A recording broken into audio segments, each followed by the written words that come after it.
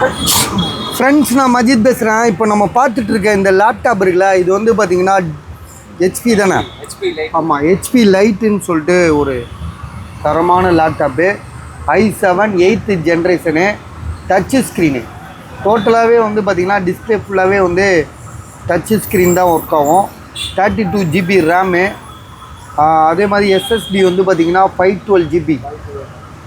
சரியா? ப்ராசஸ் அதிகம். பஸ் i7 8th generation, full and full touch, finger print சென்சாரோடு இருக்குது. ஸோ லேப்டாப் கண்டிஷன் சூப்பராக இருக்குது. ஒரிஜினல் சார்ஜரோடு இருக்குது.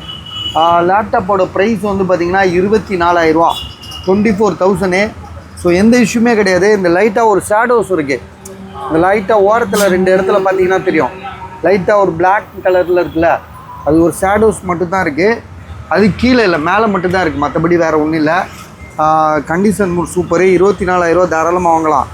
ஏன் சொல்கிறேன்னா i7 இது ப்ராசஸ்லேயே heavy processor, 8th generation.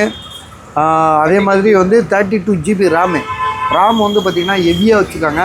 So idea இருக்கிறவங்க உடனே கால் பண்ணுங்கள் பாஸ்.